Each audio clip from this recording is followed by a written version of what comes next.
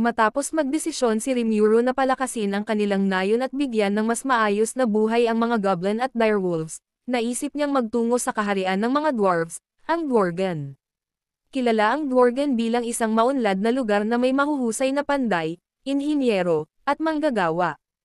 Kasama ang ilang kasamahan, tinahak nila ang mahaba at mapanganib na paglalakbay patungo roon.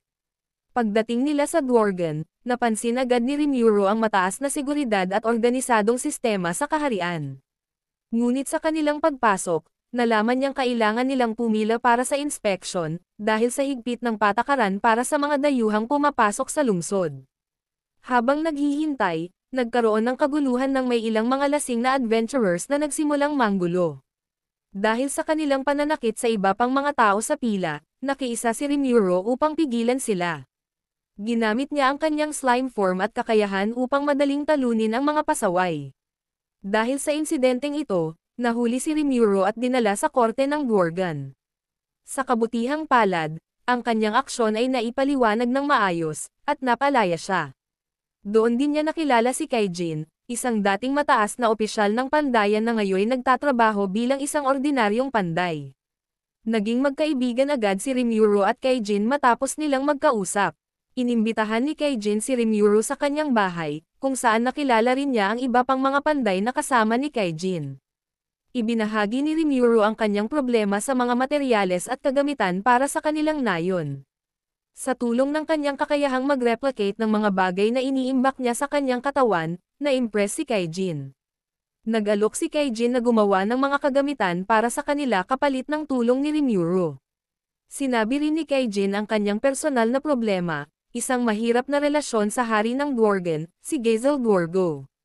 Napilitan si Kaijin na iwan ang kanyang mataas na posisyon matapos ang hindi pagkakaunawaan sa palasyo.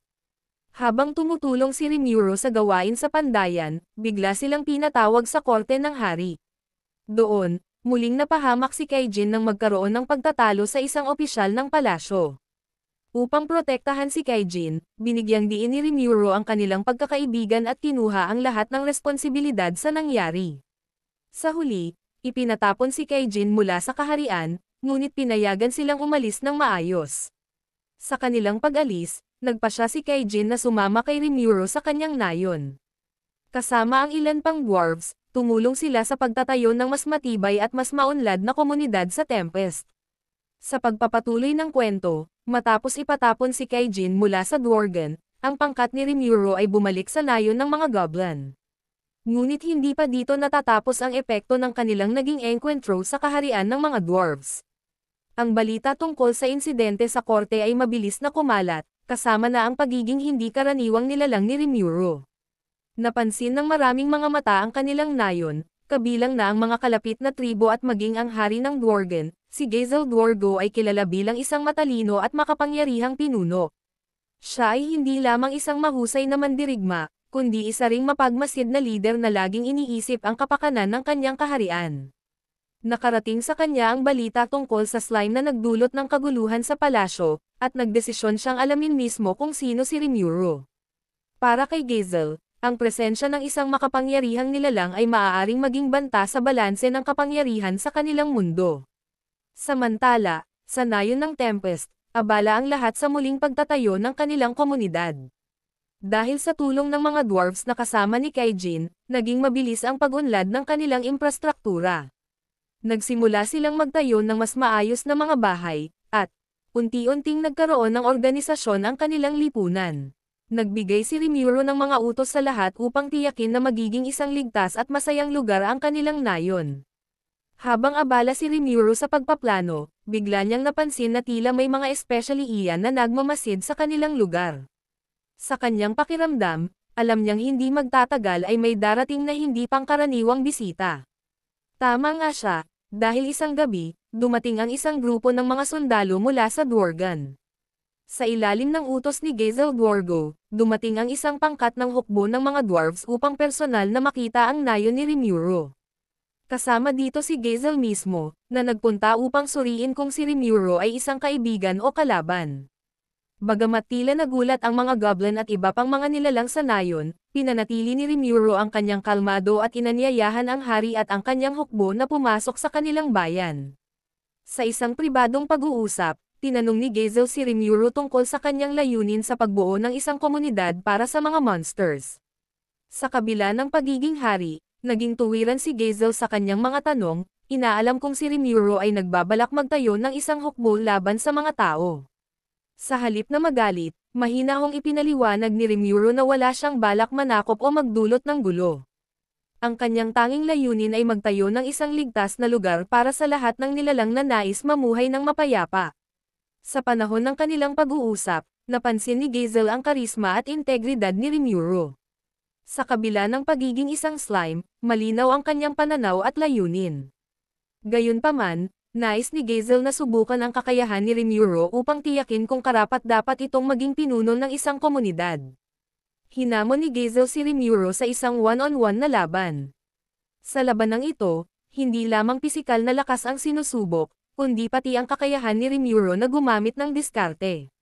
Sa kabila ng kahangahangang bilis at lakas ni Gazel bilang mandirigma, nagulat siya sa kakayahan ni Rimuru na mabilis mag-adapt at gamitin ang kanyang natutunang mga kasanayan. Bagamat hindi nagtagal ang laban, humanga si Gazel sa kakayahan ni Rimuru at sa pagiging patas nito. Natapos ang laban na may respeto ang hari sa bagong kaibigan niyang slime. Pagkatapos ng laban, nagpahayag si Gazel ng kanyang tiwala kay Rimuru.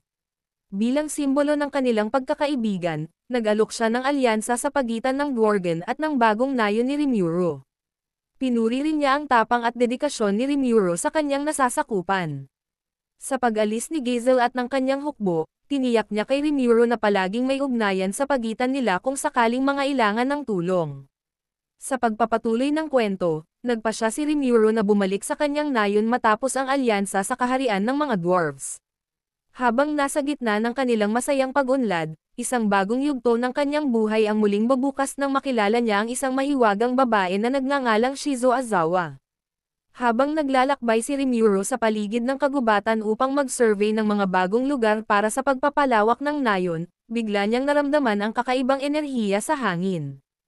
Kasama ang kanyang mga tagasunod, nagdesisyon siyang sundan ang pinanggagalingan ng enerhiyang ito. Napunta sila sa isang bahagi ng kagubatan kung saan may nakita silang nasusunog na lugar, dulot ng labanan sa pagitan ng isang grupo ng adventurers at isang salamander, isang apoy na halimaw. Ang adventurers ay nasa bingit na ng pagkatalo nang biglang dumating si Rimuru. Ginamit niya ang kanyang natatanging kakayahan para kontrolin ang sitwasyon at talunin ang salamander. Nang matapos ang laban, dito niya unang nakilala si Shizo Azawa, isang babaeng adventurer na may mahiwagang aura. Agad na naramdaman ni Rimuru na may kakaibang koneksyon siya kay Shizo. Habang nagpapahinga sila sa kampo, nagkwento si Shizo tungkol sa kanyang nakaraan. Siya ay isang tao mula sa Earth, partikular na mula sa Japan noong panahon ng ikalawang digmaang pandaigdig. Isinalaysay niya kung paano siya dinala sa bagong mundong ito ng Demon Lord na si Leon Cromwell, na sapilitang ginamit siya bilang kasangkapan sa kanyang mga plano.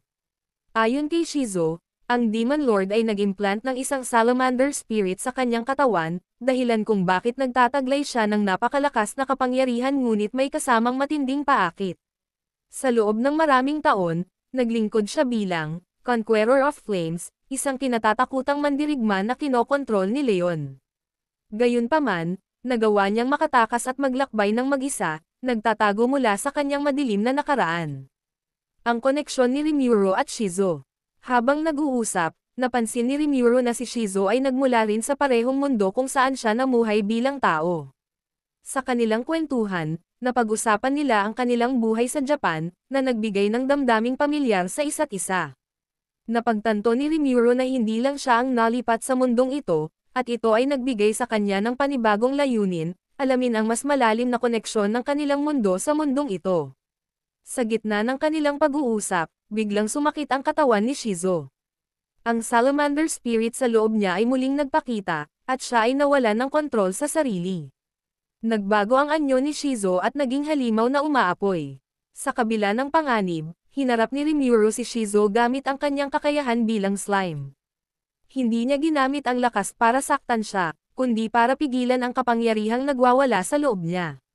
Gamit ang kanyang kakayahang mag-absorb, sinipsip ni Rimuru ang enerhiya ng salamander at pinakalma si Shizo. Napag-alaman ni Rimuru na ang katawan ni Shizo ay hindi na kayang tiisin ang epekto ng salamander, dahilan kung bakit patuloy siyang nasasaktan. Matapos ang insidente, humingi ng pabor si Shizo kay Rimuru. Alam niyang ang kanyang katawan ay malapit nang bumigay dahil sa labis na strain mula sa salamander spirit. Hiniling niya kay Rimuru na siya ang magpatuloy ng kanyang adhikain na protektahan ang mahihina at itaguyod ang kapayapaan sa mundong ito. Sa huli, si Shizo ay namatay sa mga bisig ni Rimuru. Bilang respeto sa kanya, ginamit ni Rimuru ang kanyang kakayahang mag-absorb upang kunin ang anyo ni Shizo. Sa pamamagitan nito, nagawa niyang magmukhang tao at magdala ng alaala ni Shizo bilang inspirasyon sa kanyang mga susunod na hakbang. Ang pagkamatay ni Shizo ay nag-iwan ng malalim na marka kay Rimuru. Nagkaroon siya ng mas malalim na pangunawa sa responsibilidad ng kanyang kapangyarihan. Nais niyang tuparin ang huling hiling ni Shizo at gawing mas makatarungan ang mundong kanilang ginagalawan. Matapos ang emosyonal na pamamaalam kay Shizo, si Rimuru ay nagpatuloy sa kanyang misyon na tuparin ang huling hiling ng kanyang bagong kaibigan. Ngunit ang kwento ni Shizo ay hindi pa tapos. Ang kanyang nakaraan, ang sumpa na kanyang dinadala, at ang kanyang mga alaala ay nagbukas ng panibagong kabanata para kay Rimuru. Sa episode na ito, ipinakita ang mas malalim na kwento ng buhay ni Shizo at kung paano nito hinubog ang landas ni Rimuru. Pagbabalik tanaw sa nakaraan ni Shizo. Habang nasa kalagitnaan ng paglalakbay, natuklasan ni Rimuru ang mga alaala ni Shizo na kanyang nakuha matapos maabsorb ang katawan nito.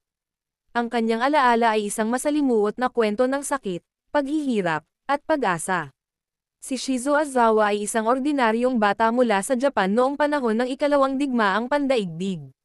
Siya ay isang ulila matapos mapatay ang kanyang mga magulang sa isang pambobomba. Habang nagtatago mula sa gyera, bigla siyang napunta sa isang kakaibang mundo matapos siyang tawagin ng Demon Lord na si Leon Cromwell. Sa bagong mundong ito, ginamit ni Leon si Shizo bilang instrumento upang maisakatuparan ang kanyang ambisyon.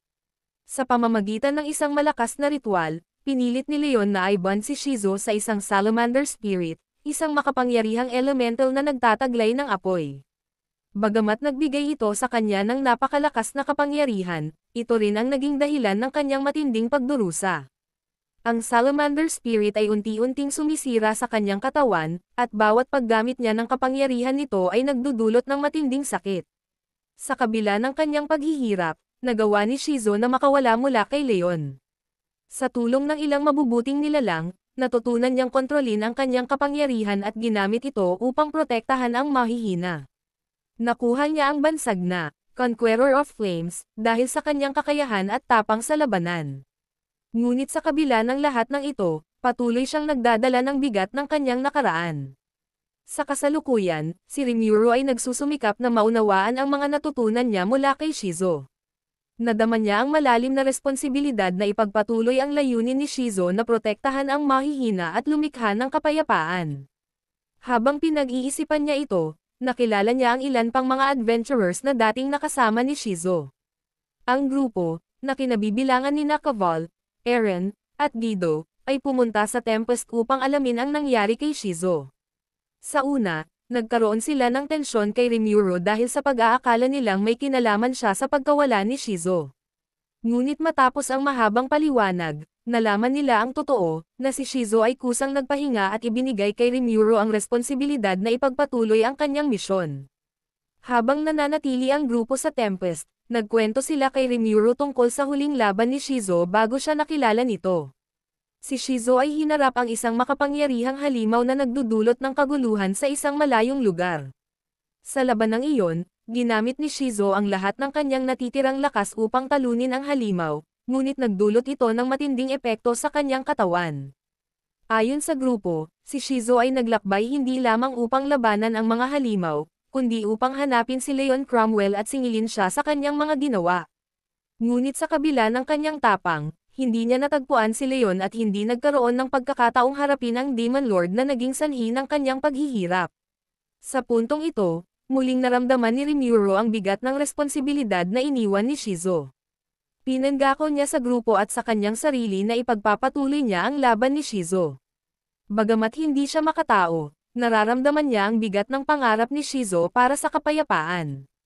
Ang episode na ito ay isang makapangyarihang yugto na nagpapakita ng epekto ng alaala ni Shizo kay Rimuru at kung paano siya nagsimulang yakapin ang bagong layunin na iniwan sa kanya. Habang patuloy na nagtatayo ng nayon ng Tempest, nakaharap si Rimuru sa mga bagong kaibigan, kaaway, at hamon na unti-unting huhubog sa kanyang landas bilang isang pinuno. Sa pagbabalik ni Rimuru sa nayon, dala niya ang mga kwento ni Shizo, pati na rin ang kanyang anyo bilang simbolo ng pangako na ipagpapatuloy ang misyon nito. Sa tulong ng mga dwarves, goblins, at direwolves, mabilis na lumalago ang Tempest. Ang dating simpleng nayon ay nagiging isang maunlad na komunidad na puno ng sigla at kaayusan. Si Rimuru, bilang pinuno, ay abala sa pag-oorganisa ng iba't ibang aspeto ng pamumuhay sa nayon. Tinutulungan niya ang mga goblin na matutunan ang mga kasanayan sa konstruksyon, pagsasaka, at iba pang gawain. Sa tulong ni Nakaijin at ng kanyang mga kasama, nagtatayo sila ng mga infrastruktura na magpapabuti sa kanilang pamumuhay. Habang abala ang lahat, isang araw ay dumating ang isang grupo ng mga tao sa nayon. Ang mga ito ay mga merchant at adventurers na naglalakbay mula sa iba't ibang bahagi ng mundo. Isa sa kanila ang nagngangalang Fuse, isang leader ng mga adventurers mula sa kaharian ng Bluman. Napansin nila ang mabilis na pag-unlad ng nayon at nagtataka sila kung paano ito posible sa ilalim ng pamumuno ng isang slime. Si Rimuru, sa kanyang karaniwang magiliw na paraan, ay mainit na tinanggap ang mga bisita. Habang nagkakainan at nag-uusap, nagbahagi ang mga bisita ng balita tungkol sa kalapit na mga lugar. Isa sa kanilang nabanggit ay ang tumataas na tensyon sa pagitan ng iba't ibang mga lahi at ang banta ng mga demon lords na patuloy na nagdadala ng kaguluhan sa mundo. Sa pag-uusap nila ni Fuse, naisip ni Rimuru na ang pagkakaroon ng alyansa sa mga tao ay magiging mahalaga upang mapanatili ang seguridad ng Tempest. Iminungkahi niya na ang kanilang nayon ay maaaring magsilbing neutral na teritoryo para sa mga lahi na nais makipagkalakalan o maghanap ng kanlungan. Si Fuse, bagamat nag-aalangan, ay humanga sa ideya ni Rimuru. Sinabi niya na ito ay isang radikal na hakbang dahil bihirang makakita ng monster na nais makipagtulungan sa mga tao.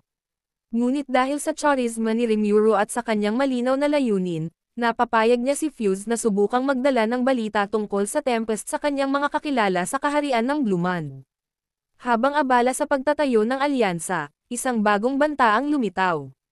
May kumalat na balita tungkol sa isang makapangyarihang orc lord na bumubuo ng isang hukbo ng libu-libong mga orc upang sakupin ang mga kalapit na teritoryo. Ang orc lord ay kilala bilang isang nilalang na may kakayahang sumipsip ng lakas ng kanyang mga natalo at gawing alipin ang kanyang mga nasakop. Ang balitang ito ay nagdulot ng takot sa mga nilalang sa paligid, ngunit sa halip na magpanik, nagdesisyon si Rimuru na maghanda. Nais niyang tiyakin na ang Tempest ay magiging handa sa anumang banta. Bilang tugon sa paparating na panganib, sinimulan ni Rimuru ang pagsasanay ng mga goblins at direwolves upang maging mas disiplinado at mahusay sa labanan. Sa tulong ng mga dwarves, nakagawa sila ng mga armas at armor para sa hukbo. Ang bawat isa ay nagtulong-tulong upang gawing mas ligtas ang kanilang komunidad. Habang ginagawa ito, muling naalala ni Rimuru ang mga aral ni Shizo. Ang kanyang alaala ay nagbigay sa kanya ng lakas at inspirasyon upang maging isang leader na handang magsakripisyo para sa kanyang nasasakupan. Bago umalis sina Fuse at ang kanyang grupo, nagboluntaryo silang magbigay ng impormasyon tungkol sa Orc Lord. Hiniling ni Rimuru na ipagbigay alam ang banta sa ibang mga bayan at kaharian upang mabigyang babala ang iba.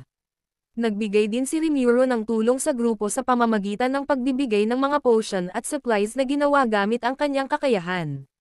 Ang mga adventurers ay humanga sa pagiging bukas palad ni Rimuru, lalo na't isa siyang monster. Sa pagtatapos ng episode, ipinakita ang nayon ng Tempest na mas lumalakas at mas nagkakaisa. Ang mga goblin, direwolves, dwarves, at iba pang nilalang ay nagtutulong-tulong upang harapin ang paparating na pagsubok. Habang nakatayo sa gitna ng kanyang nayon, inisip ni Rimuru ang lahat ng kanyang nagawa at ang mga bagong hamon na kakaharapin niya. Sa kanyang puso, nararamdaman niyang siya ay lumalapit sa pagtupad ng pangarap ni Shizo na gawing mas mabuti ang mundo para sa lahat ng nilalang. Isang araw, habang ang Tempest ay abala sa kanilang araw-araw na gawain, biglang lumusab ang 6 na ogres na armado at puno ng galit. Ang kanilang leader, si Venom Arrow, ay nanguna sa pagsalakay kasama ang kanyang mga kasamahan, si Xian, ang malakas at mapusok na mandirigma, si Zoe, ang mabilis at tahimik na assassin, si Shuna, ang prinsesang gumagamit ng magic, si Hakuro, ang bihasang swordsman, at si Kurob, ang panday na dalubhasa sa sandata. Naniniwala silang si Rimuro ang nasa likod ng pagsalakay ng Orc Lord na Samire sa kanilang nayon, kaya't hindi sila nagdalawang isip na umatake. Sa kabila ng pagdepensa ng mga goblins, dwarves, at direwolves ng Tempest, nahirapan silang tumapat sa lakas ng mga ogres. Si Rimuro, na nasa gitna ng kaguluhan, ay sinubukang humadlang sa labanan.